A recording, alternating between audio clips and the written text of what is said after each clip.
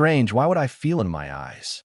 A roguish face, flowing blonde hair, a husky, deep voice, and Owen Wilson's characteristic exclamation, "Wow," which could make an audience laugh the moment he spoke. His understated humor is a staple of cinema's happy moments. However, the truth is harsher. Owen Wilson attempted suicide one afternoon in August 2007 and was found in critical condition. An edge-standing guy appeared as a sign of laughter. He lived, but that moment shattered humor, revealing loneliness, dread, and secret traumas that the stage lights never reached. What caused that collapse? Why would someone with fame, money, and friends want to commit suicide? In the next episode, we'll explore hidden places to find Owen Wilson and why he endured so much. In Dallas, Texas, Owen Cunningham Wilson was born on November 18, 1968, the second of three brothers. Laura Wilson, an esteemed artist-photographer, and Robert Wilson, a public television executive, were his parents. His older brother Andrew and younger sibling Luke also became performers. Even though their father worked in television, the three brothers grew up without a TV. They had to run to a friend's place for afternoon movies. Owen's upbringing was filled with self-staged plays, not screenplays, backyard football, and unending mayhem. Owen showed his stubbornness behind his impish exterior. He cheated on a geometry test in his second year at St. Mark's. Owen was expelled for refusing to name another student. That shock drove him to a harsh military academy where unending drills and iron discipline forced the Dallas kid to grow up fast. Owen also got a permanent scar at St. Mark's. A playground brawl fractured his nose entirely to one side with a strong hook. Years later, he fractured his nose again playing football with pals at UT. That roguish visage with flowing blonde hair stayed memorable. Reminders of playground violence, rebellious youth, and life's hard collisions. Stars often have surgery to seem perfect on camera, but did the reverse. He admitted he never wanted to correct it because that nose was part of him. Owen studied English at the University of Texas in Austin without military clothes. He never finished school, just like in high school. He quit a couple semesters before graduating. He met Wes Anderson in a screenplay class here. A fateful encounter. From a rundown flat, they wrote their first scripts. Owen Wilson realized that comedy could cover wounds, be cinematic, and transport him from dusty Texas to a bigger globe. A script written in Austin started a lasting connection. Owen Wilson and Wes Anderson, two dreamy students, made a movie about a false break-in to their landlord to fix the property. Bottle Rocket, originally 13 minutes, captivated director-producer James L. Brooks' attention. He invested $5 million and a crew to make a feature-length picture after becoming impressed. The 1996 short and feature films starred Owen Wilson as Dignan, with Wes Anderson behind the camera. The gullible optimist luring pals into shady crimes. Bottle Rocket sowed more seeds despite its box office failure and test screenings. Critics noticed Wes Anderson and Owen Wilson, while home video viewers noticed a new humorous voice. However, the shock was so tremendous that Owen pondered joining the military instead of performing. Again, nearly deviating. After that failure, Hollywood opened another way. Soon gained recognition for minor but memorable performances, such as in Ben Stiller's 1996 Jim Carrey film, The Cable Guy. This was the beginning of a long-time friendship with Stiller, who became a frat pack staple. The media termed this collection of actors a task force for saving American comedy in the late 1990s. Jack Black, Will Ferrell, Luke Wilson, Steve Carell, Seth Rogen, Paul Rudd, and Vince Vaughn all sparked the movement, but Owen was in the forefront. He went from planning to resign to a leader of a generation that changed Hollywood humor. Owen moved up to bigger films over time. After being devoured in Anaconda 1997, he appeared in Armageddon 1998, 2 years later. Audiences saw a raucous summer show. Owen made an amazing leap. Michael Bay suddenly chose him because he enjoyed Bottle Rocket, after an actor nearly giving up his dream for the Army. This paradox, a movie office catastrophe opening to a blockbuster, launched Owen from failure to success. He challenged himself in 1999's The Haunting. Owen played his first big part as a courteous, soft-spoken serial killer in The Minus Man, 1999, proving he wasn't only a comedian. While not acting in Rushmore, 1998, Owen co-wrote the script with Wes Anderson, a film steeped in their childhoods and school experiences. Owen Wilson went from unknown to Hollywood star in a few years after being expelled from school with a crooked nose after brawls. Three elements formed its basis: a lifetime connection with Wes Anderson, frat pack camaraderie, and fearlessness in acting difficulties. Despite being expelled and set to join the army, Hollywood hired someone. Owen Wilson's start was difficult. What matters more to overcome a difficult start? The perfect friendship at the appropriate time, or never giving up. Owen Wilson stopped being the misfit floating through bits by the early 2000s. He became Hollywood's brightest humorous face and a box office star. Owen Wilson's global breakthrough was Shanghai Noon 2000.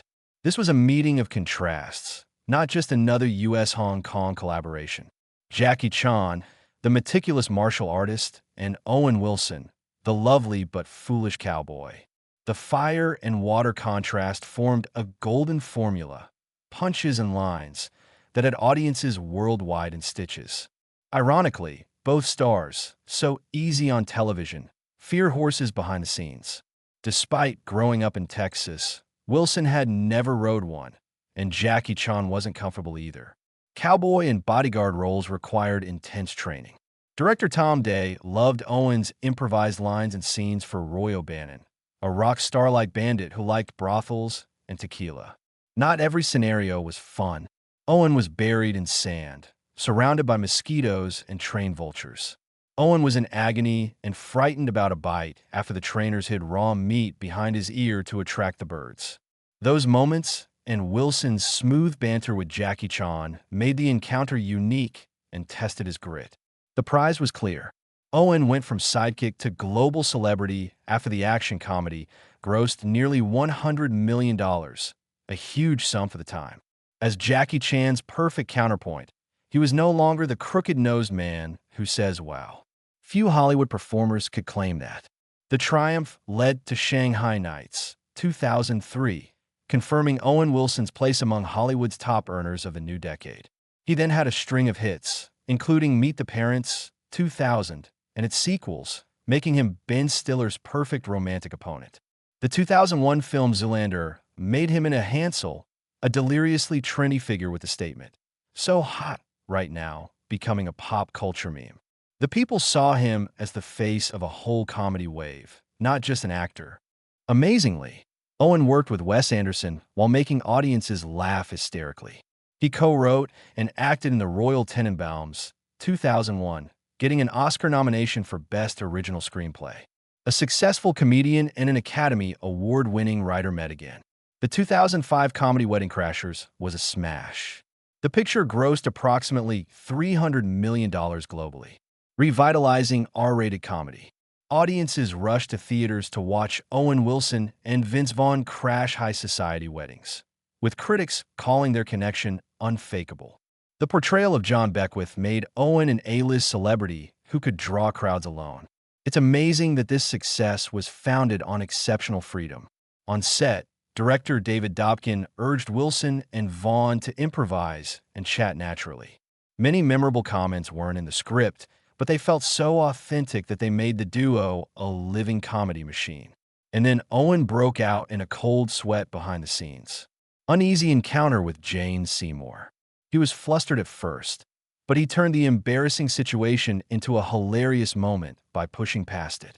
That willingness to jump into the uncomfortable showed he wasn't merely a cute, fast talker, but an actor who knew when to take risks for maximum impact. Then an unexpected turn occurred. Pixar cast Owen Wilson as Lightning McQueen in Cars, 2006. The choice came from filmmaker John Lasseter's living room, where Shanghai lunchtime and Owen's offbeat wit charmed him and his kids. Owen's innocence and swagger convinced Lasseter he could bring an animated race vehicle to life. Wilson read more than lines. Lasseter allowed him to give McQueen his own flair, including his slow drawl, husky voice, and his particular cockiness and charm.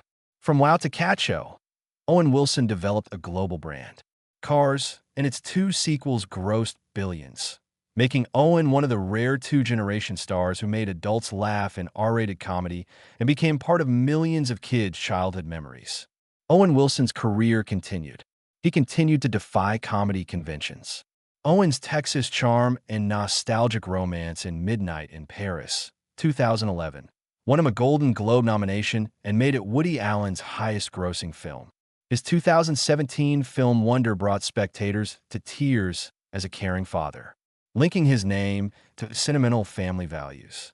Perhaps most surprise was reincarnated in the Marvel Universe with Loki 2021 as Mobius M. Mobius, a hilarious and insightful figure that showed he still had appeal in a new field. From art pictures to family dramas to superhero blockbusters, Owen Wilson has proven one thing. He never limits himself to one color. Owen Wilson's private life was tainted by brief romances, modest births, and a soul crack that nearly led to suicide. He had multiple celebrity girlfriends. Owen and Crowe fell in love on the set of The Minus Man, Sheryl Crow's first film, in 1999. Crowe plays a victim of Owen's serial killer in the film. Real-life relationship off-screen. They dated for 2 years and attended the 2000 Vanity Fair Oscar party together. Crowe memorialized their separation with music. She said she wrote Safe and Sound for Owen on her 2002 album Come On to capture their love journey. Owen's relationship with Demi Moore was more discreet than with Sheryl Crow or Kate Hudson. Owen and Demi dated circa 2002, after Demi moved on from Bruce Willis, according to Who's Dated Who. Okay, the magazine termed it a second-chance romance, although neither party verified it. It was a hearsay, and only Owen and Demi may know what happened. That uncertainty made the story a minor but intriguing episode in Owen Wilson's confusing romantic life. Owen Wilson's romance with Kate Hudson was his most famous, widely considered his greatest love.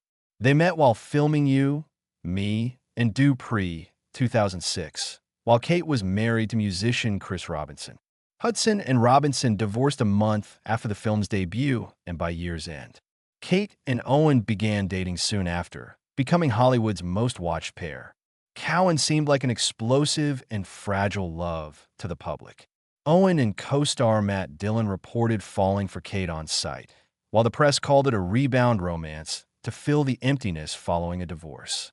As Deborah Mandel highlighted, rebound relationships are often based on fear rather than judgment. Indeed, the fairy tale wobbled. Kate and Owen first split in June 2007. A few months later, Hollywood shook. Owen was found at his Santa Monica residence after attempted suicide.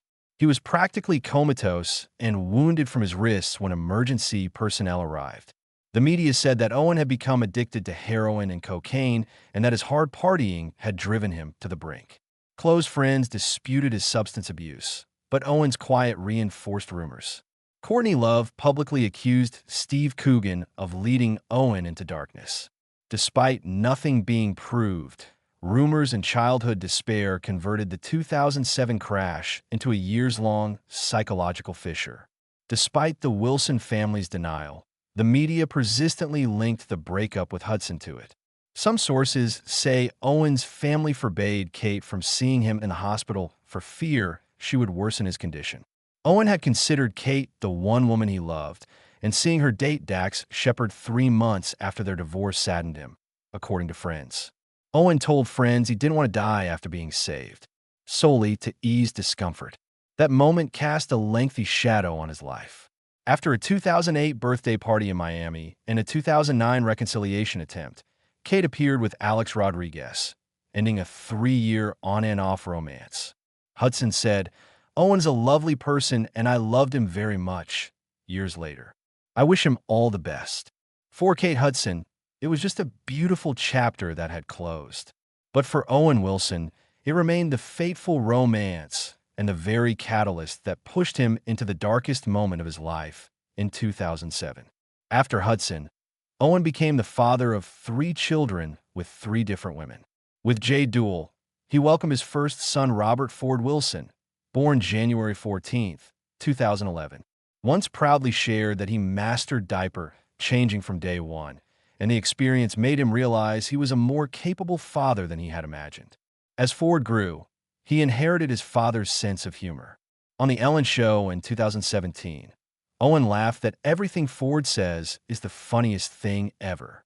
The boy also developed a passion for sports, and in late 2023, Owen was spotted alongside Jade Duell, cheering Ford on at a school soccer match.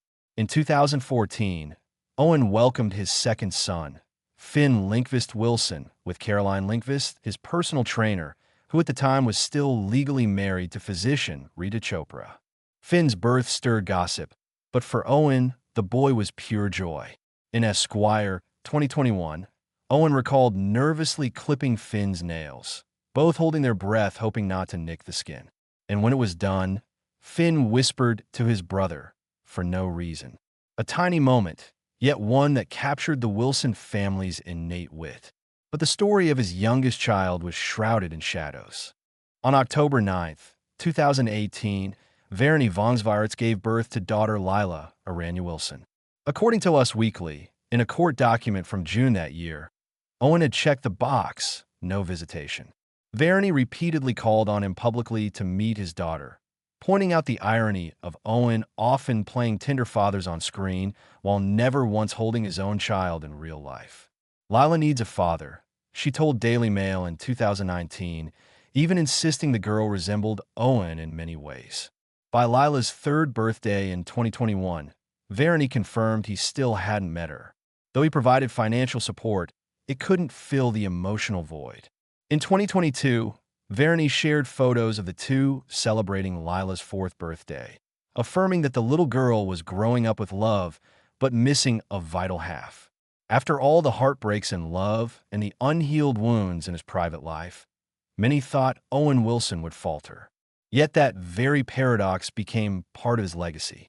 A comedian carrying darkness within, so that every performance bore the fragile truth of the man behind the laughter. Owen Wilson's legacy isn't confined to box office numbers, but in something far harder to measure. The way he makes audiences laugh while suddenly worrying for themselves. For children, Owen will forever be the voice of Ka Chow from Lightning McQueen. Character he didn't just dub, but infused with competitiveness, clumsy charm, and ultimately growth, stages Owen himself had lived through in real life. Millions of kids around the world called him McQueen before they ever knew his real name. And when they grew up, they met him again in wonder. This time not as a race car, but as a tender father facing the fear of having a child who was different. A full circle, from the innocent laughter of childhood to the warm embrace of family. For adult audiences, Owen is an irreplaceable piece of Wes Anderson's world. It's no coincidence that Anderson, a director obsessed with perfect balance in every frame, kept a special place just for Owen. He wasn't always the brightest star in the ensemble, but he was the red thread running through it all, from Bottle Rocket to the Royal Tenenbaums to Midnight in Paris. There, Owen appeared as a half-real, half-fictional figure, always a bit lost, a bit naive, but reflecting something deeply human that audiences recognized in themselves. In a Hollywood that flaunts muscles and shocking twists, Owen left his mark through imperfection. He didn't build an image of invincibility, but revealed clumsiness, anxiety, even cracks. That's why his near suicide in 2007, instead of destroying his image, made him another kind of symbol. The embodiment of vulnerability that everyone carries within. When a comedian who once made the world laugh admitted he wasn't always happy, audiences suddenly saw themselves in him. Perhaps Owen Wilson's greatest influence is the shift in how people view comedians. He proved that behind a laugh can lie an abyss. And because of that, whether as McQueen, Gil in Midnight in Paris, or Mobius in Loki, his roles all left a different resonance. Audiences walked away entertained, but also with a fragment of reflection. Owen Wilson's legacy isn't golden Oscars or revenue charts. It's his ability to make the world pause, even for a few seconds after the laughter, and remember that even those who seem happiest still need to be understood. Today, Owen Wilson continues to live quietly in Malibu, in an oceanfront home where he can keep away from paparazzi lenses and the constant buzz of Hollywood. He is rarely seen on red carpets, appearing more often in ordinary moments, wearing a t-shirt and shorts, standing on the sidelines cheering for Ford and Finn. At a 2025 premiere, he even revealed that he had secretly taken his sons to play Topgolf, a way to bond with them through sports while also feeling closer to my dad. Whenever he held a golf club, Robert Wilson, the father he still carries in memory. This piece, however, still carries shadows.